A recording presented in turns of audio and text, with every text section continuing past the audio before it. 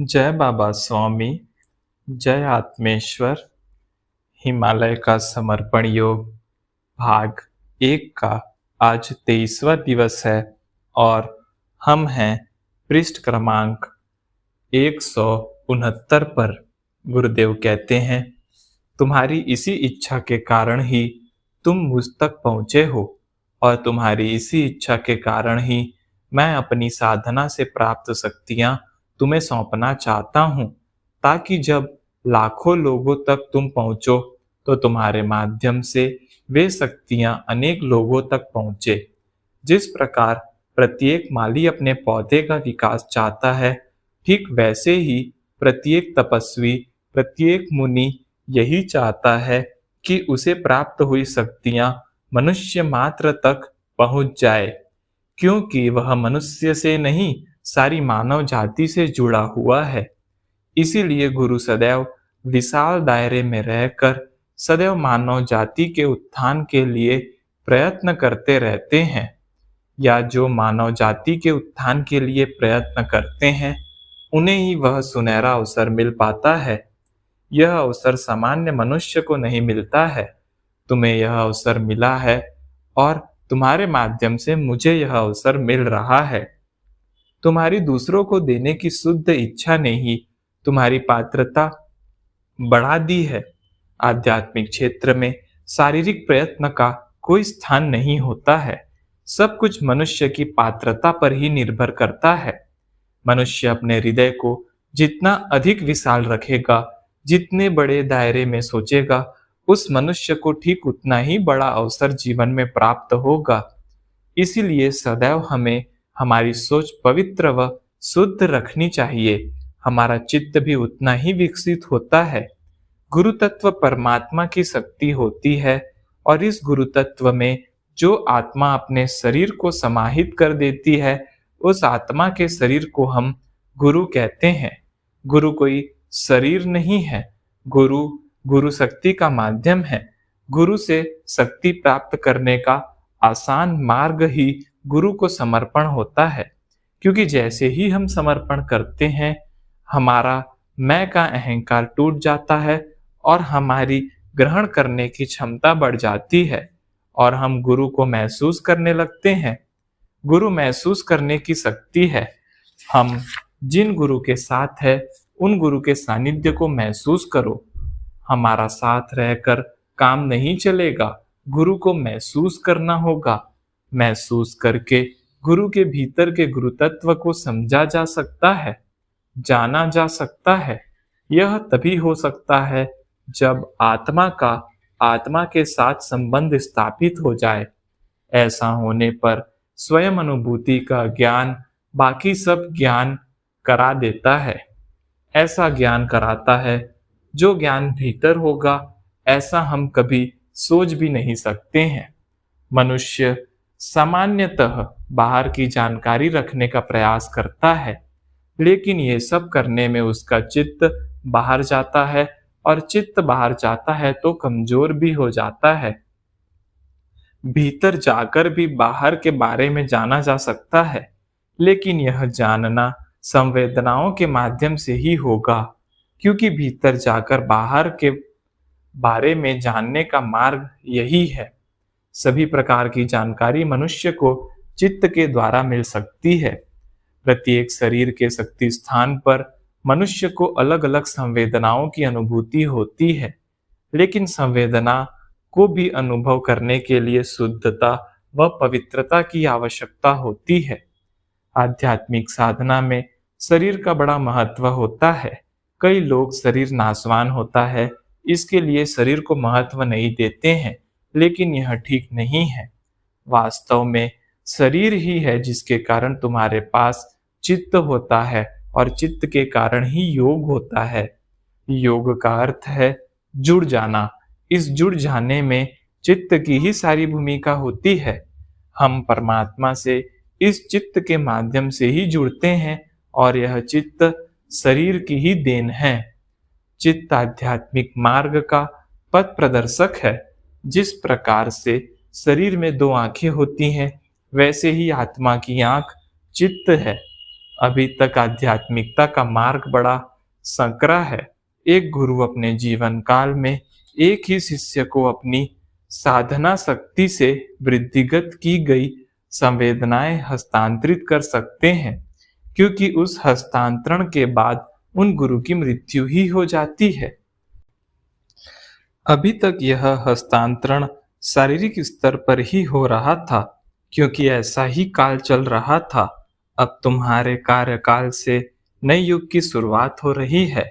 यह सूक्ष्म संवेदना हस्तांतरण का कार्य तुम्हारे जीवन में सूक्ष्म रूप से होगा। उस हस्तांतरण में शरीर की कोई भूमिका नहीं होगी। यह संपूर्ण कार्य सूक्ष्म शरीर ही करेगा। सूक्ष्म शरीर से करने के कारण इसका लाभ लाखों लोग ग्रहण कर सकेंगे और फिर शरीर रहेगा। शरीर इसीलिए रहेगा क्योंकि इस कार्य में शरीर का कोई योगदान नहीं है। यह शरीर रहे न रहे, सूक्ष्म शरीर यह कार्य करते ही रहेगा। इस शरीर का निर्माण गुरु शक्ति की विशेष प्रार्थना से हुआ है। तो आने वाले युग के तुम जनक हो और तुम्हें शिष्य के रूप में पाकर मैं धन्य हो गया। यह कार्य सूक्ष्म शरीर से होगा, इसीलिए बड़ी आसानी के साथ होगा, बड़ी सरलता के साथ होगा, और सरलता ही इस मार्ग की बाधक है। अति सरल होने के कारण लोगों को आसानी से मिल जाएगा। आसानी से मिल जाने के कारण साधकों को इसका एहसास भी न होगा कि उन्हें क्या मिला हुआ है, और वे कभी जान ही न पाएंगे कि उन्हें क्या मिला हुआ है, और जो मिला है वह क्या है। यही इस मार्ग का सबसे बड़ा दोष है, क्योंकि मनुष्य स्वभाव ही ऐसा है कि कोई भी ज्ञान बिना प्रयत्न के, बिना इच्छा के ऐसे ही आसानी से प्राप्त हो जाए तो उस प्राप्त ज्ञान की कोई कद्र नहीं करेगा। कद्र इसीलिए नहीं करेगा क्योंकि शरीर का माया जाल उस ज्ञान की ओर ध्यान जाने ही नहीं देगा। जब शरीर छूटेगा तो शरीर का माया जाल भी टूटेगा, और जब माया जाल टूटेगा तब केवल सूक्ष्म शरीर ही रहेगा। इसीलिए तेरे कार्य में तेरा शरीर ही बाधक है। इस शरीर के माया जाल से बचना किसी साधक के लिए संभव न होगा। इसीलिए तू तेरे जीवन काल में तेरे कार्य की सफलता की फसल नहीं देख सकेगा। तू वे पेड़ लगा रहा है जिनके फल तू तेरे कार्यकाल में नहीं देख सकेगा। तेरे शरीर छोड़ने के बाद ही तेरे कार्य का प्रारंभ होगा। यह सब सुनकर तू निराश मत हो। तू तेरा कार्य कर, लेकिन कार्य फल की इच्छा मत कर। बस कार्य कर। कार्य करना ही तेरा क्षेत्र है। दूसरे दिन सुबह गुरुदेव ने कहा, आज पूर्णिमा है, आज हम रात को स्नान कर एक अनुष्ठान करेंगे। शाम के समय मुझे साथ लेकर ब्रह्मपुत्र नदी के किनारे पर गए। वहां पर पानी के लिए एक मोड़ था। उस मोड़ से पानी दो भागों में बट रहा था, क्योंकि वहां पर काफी बड़े बड़े पत्थर थे। अंदर की ओर से जो पानी जा रहा था उसका बहाव कम तेज था। बाहर की ओर के प्रवाह में तो इतनी तेज ही थी कि नदी में खड़े नहीं रह सकते थे। फिर गुरुदेव स्वयं पानी में उतरे, काफी गहरे में गए और मुझे भी पानी में बुलाया। पानी मेरी भी छाती तक आ गया। अब उन्होंने कहा, अपनी नाभि पर चित्त को केंद्रित करो। मैंने नाभि पर चित्त केंद्रित किया। उन्होंने कहा, नाभि पर ही चित्त केंद्रित कर खड़े रहो। मैं अपनी ऊर्जा नाभि के द्वारा ही तुम्हारी नाभि पर हस्तांतरित कर रहा हूँ। उसे पूर्ण समर्पण भाव से ही ग्रहण करो। यह तुम्हारे मणिपुर शक्ति स्थान को विकसित करेगी। आध्यात्मिक प्रगति की शुरुआत सदैव इसी मणिपुर केंद्र से होगी। सबसे प्रथम शारीरिक प्रगति होनी चाहिए, फिर आत्मिक शांति प्राप्त होनी चाहिए, विचारों पर नियंत्रण होना चाहिए, उसके बाद ही इस केंद्र तक पहुंचा जा सकता है। गुरुदेव बोल रहे थे और मुझे मेरी नाभि पर ठंडा ठंडा अनुभव होने लग गया। ऐसा लगा मानो कोई मछली आकर वहां चिपक गई हो। मैंने हाथ लगाकर भी देखा, लेकिन वहां कोई मछली नहीं थी, लेकिन फिर भी ठंडा ठंडा लग रहा था। आध्यात्मिक प्रगति इसी चक्र से होती है। इस चक्र को असंतोष वाला व्यक्ति कभी पार नहीं कर सकता है। इसलिए साधक को जब तक संतोष नहीं होता है, तब तक ध्यान की शुरुआत ही नहीं हो सकती है। साधक को प्रथम समाधानी बनना होगा। समाधान सदैव आत्मा की भीतर की एक अनुभूति ही है और यह भीतर जाने पर ही प्राप्त होती है। यह बाहर से कभी प्राप्त नहीं होगी। जबकि अनाड़ी साधक समाधान को, संतोष को बाहर खोजते हैं। यह एक प्रकार का आत्मा का भाव है। यह भाव तो एक भिखारी जिसके पास कुछ नहीं है, फिर भी वह महसूस कर सकता है, और एक राजा सर्वसंपन्न होकर भी इस भाव का निर्माण नहीं कर सकता है। जिसका चित्त बाहर है उसे यह स्थापित करते नहीं आएगा। इसे स्थापित करने के लिए चित्त भीतर की ओर होना चाहिए, क्योंकि यह एक भीतर की ही प्रक्रिया होती है। चित्त भीतर होने पर यह स्वयं ही हो जाती है। इस भाव सागर को गुरु की कृपा के बिना पार नहीं किया जा सकता है, क्योंकि जब तक आपको कोई अधिकारी गुरु नहीं मिलेंगे, तब तक तुम्हें कभी यह भाव भी नहीं मिलेगा, क्योंकि कोई यह बताने वाला तो होना चाहिए कि समाधान बाहर नहीं है, भीतर है। जाओ, भीतर की ओर खोजो, भीतर की ओर जाओ। यह जब तक कोई दिशा देने वाला महापुरुष हमारी जिंदगी में नहीं आता, हमें इसका पता भी नहीं चलेगा। मैं एकदम चिल्लाया, गुरुदेव, नाभि पर कुछ गोल गोल घूम रहा है। गुरुदेव ने कहा, यह चक्र क्रियान्वित हो रहा है, होने दो। समाधान बाहर से प्राप्त होने वाली चीज ही नहीं है। साधक समाधान नाशवान वस्तुओं में खोजते हैं। कोई लोग नशा करके उसमें समाधान प्राप्त करते हैं, लेकिन वास्तव में वह एक अनुभूति है, और कोई भी अनुभूति सूक्ष्म संवेदना से ही प्राप्त होती है। और जब तक मनुष्य में मैं है, संवेदना का निर्माण नहीं हो सकता है। मैं सदैव महत्वाकांक्षी होता है। मैं कभी भी समाधानी नहीं होता है। मैं कभी भी संतोषी नहीं होता है। इसीलिए मैं के मायाजाल से निकलना बड़ा कठिन है, क्योंकि मैं नए रूप और नए आवरण बुद्धि के सहारे लेते रहता है और छुप कर वार करता है। मैं वह शत्रु है जो हमने अपने भीतर पाला हुआ है, जो हमारे मित्र के रूप में भीतर ही छुपा हुआ होता है। वह कभी समाधान को भीतर स्थापित नहीं होने देगा, क्योंकि समाधान स्थापित होगा तो मैं की मृत्यु निश्चित ही हो जाएगी। गुरुदेव बोल रहे थे। उनका बोलना शायद इसीलिए था कि निर्विचार हो सकूं, क्योंकि उनकी वाणी से ही चैतन्य बरस रहा था। वह रात आज भी मुझे याद है। पूर्णिमा की रात थी, नदी का पानी ठंडा था।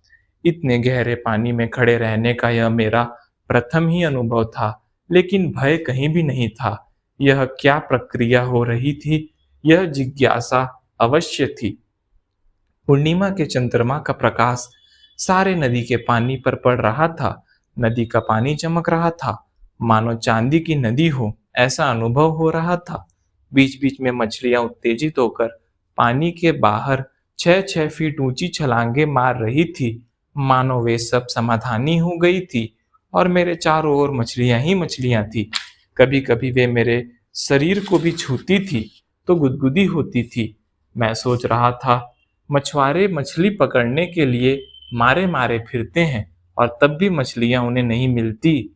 मैं मछलियों की अपेक्षा नहीं कर रहा हूँ, उल्टा मैं चाहता हूँ मछलियां मेरे पास न आए, फिर भी मेरे पास आ रही हैं।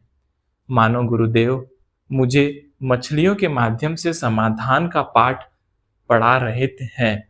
वे कह रहे हैं, समाधान को बाहर खोजोगे, भटकोगे तो जीवन में समाधान बाहर कभी नहीं मिलेगा, और समाधान को बाहर नहीं खोजोगे और भीतर जाओगे तो समाधान की बरसात होगी। मैंने मन में उनकी कृपा के लिए उनका आभार माना। नाभि के पास दाहिनी ओर से बाईं ओर कुछ धीरे धीरे घूम रहा था और उसका दायरा बढ़ता गया।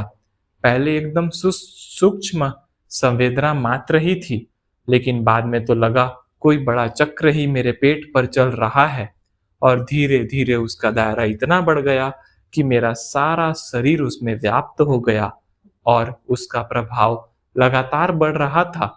चंद्रमा के प्रकाश जैसा एक तेज पुंज मेरे आसपास निर्मित हो रहा था और धीरे धीरे वह तेज पुंज गुरुदेव तक बढ़ता गया और मैं और गुरुदेव दोनों उस प्रकाश पुंज में आ गए। और मैं चाहकर भी आंखें खुली नहीं रख पाया, क्योंकि अब वह प्रकाश मेरी सहन करने की सीमा के बाहर हो गया था। मुझे एक प्रकार से गलानी का अनुभव हो रहा था। ऐसा लगा कि मैं शायद नदी में खड़ा भी न रह पाऊं, और मछलियां थी कि मुझसे बिना डरे आकाश में कूदने की प्रतियोगिता कर रही थी। और धीरे धीरे मेरी आंखें बंद हो गई। आगे क्या हुआ वह पता नहीं, लेकिन मैं स्वयं को एक चक्र में पा रहा था। जो चक्र तेजी से घूम रहा था, सारा शरीर बर्फ के समान हो गया था। शरीर की सारी संवेदनाएं समाप्त हो गई थी। एक शून्य की स्थिति निर्मित हो गई थी, और ऐसी शून्य की स्थिति कब तक रही पता नहीं चला। और जब पता चला तो देखा सुबह होने वाली थी। गुरुदेव नदी में नहा रहे थे। वह रात बीत चुकी थी और सुबह हो गई थी। अब मेरे नाभि चक्र का संपदन भी बंद हो गया था। गुरुदेव की महानता थी कि वे कर्ता का भाव नहीं लेते थे, क्योंकि वे इस कर्ता के भाव से बहुत ऊपर पहुंच गए थे। लेकिन मैं जान चुका था, गुरुदेव अपना अस्तित्व खो चुके थे। वे अपने आप को सामूहिक विश्व चेतना में समाहित कर चुके थे। इसीलिए वे कर तो कुछ नहीं रहे थे, लेकिन विश्व चेतना के संपूर्ण माध्यम वे ही थे। मुझे कल रात जो भी सजीव ज्ञान प्राप्त हुआ, वह उन्हीं के माध्यम से ही प्राप्त हुआ था। मेरी तो विश्व चेतना वे ही थे। मेरे परमात्मा तो वे ही थे, क्योंकि मुझे परमात्मा उन्हीं के माध्यम से मिला है। मैं परमात्मा की सीढ़ी को कैसे भूल सकता था? और मेरा सौभाग्य था कि उनके साथ कुछ दिन रहने का मौका मुझे जीवन में मिला था। क्या मालूम क्यों, सदैव ऐसा लगता था ये सब गुरु शरीर से अलग अलग है। न ये एक दूसरे से कभी मिले हैं, और न ही रंग में, रूप में, आचरण में, साधना में कहीं भी कोई समानता है। फिर भी ये सब गुरु भीतर ही भीतर जुड़े हुए हैं। इन सब का एक निश्चित उद्देश्य था। वे क्या कर रहे हैं वे उसे जानते थे। सब अपने जीवन की सर्वोच्च आध्यात्मिक स्थिति में थे। सब में सजीवन ज्ञान दूसरों को बांटे यह भाव था। इनके रास्ते अलग अलग होते हुए भी सब रास्ते एक ही स्थान पर जाकर पहुंचे थे। सब ने बड़ी कठिन साधना करके यह स्थिति प्राप्त की थी। मुझे सबका सानिध्य एक सा लगता था। कभी भी ऐसा नहीं लगा कि मैं किसी एक गुरु से दूसरे गुरु के पास गया हूँ। सब एक से ही लगते थे। सारे मेरे बारे में जानते थे, और भविष्य में मेरी क्या भूमिका रहने वाली है यह भी जानते थे। मैं स्वयं को ही नहीं जानता था, बाकी सब मुझे जानते थे। ऐसी मेरी स्थिति थी।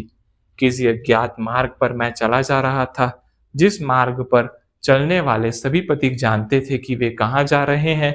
बस मैं ही एक ऐसा था जो नहीं जानता था कि मैं कहाँ जा रहा हूँ। किसी अज्ञात शिखर की ओर मैं चला जा रहा था। एक दिन मैंने देखा ही कि गुरुदेव इस विषय पर स्वयं ही बोल पड़े। तुम मार्ग हो। मार्ग न कहीं से आता है और मार्ग न कहीं जाता है। मार्ग तो अपने स्थान पर ही स्थित होता है। तुम न तो कहीं से आए हो और न तुम्हें कहीं जाना है। तुम न तो कहीं से प्रारंभ होते हो और न ही कहीं तुम्हारा अंत होता है। तुम एक स्थायी मार्ग हो, जिस मार्ग का आज से 800 साल पूर्व निर्माण हुआ था। इस मार्ग का निर्माण मनुष्य की आध्यात्मिक प्रगति की इच्छा के कारण हुआ है। मनुष्यों ने जब सामूहिकता में आध्यात्मिक प्रगति की इच्छा की, और उन्हीं की इच्छा के कारण इस मार्ग का निर्माण हुआ है। इसे निर्माण करने में हजारों लाखों पुण्य आत्माओं की सतत साधना है, और उन्हीं की साधना के कारण इस मार्ग का निर्माण संभव हो सका है। इस मार्ग का निर्माण तो अच्छी सामूहिक शक्ति के कारण हुआ है, पर आज इस राजमार्ग का अवलंब कोई भी आत्मा अपनी आध्यात्मिक प्रगति के लिए कर सकती है। यह खुला पथ है। इस पर कोई बंधन नहीं है, कोई भेदभाव नहीं है। सबके लिए है। यह पथ उन सभी के लिए है जो इस पर चलना चाहे।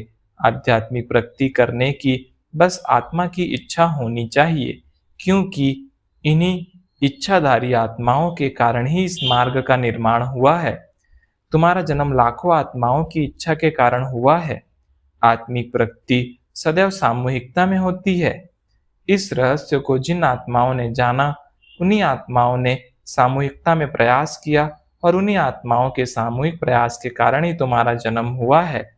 जिस प्रकार अगर हीरा कीचड़ में गिरा तो कुछ कीचड़ हीरे को भी चिपक सकता है, ठीक उसी प्रकार से जिस शरीर के द्वारा तुम्हारा जन्म हुआ, उस शरीर के भोग भी आ गए, तो वे सब भोग भोगने के बाद ही तुम गुरु कार्य कर पाओगे। प्रत्येक को अपने शरीर के भोग भोगने ही होते हैं।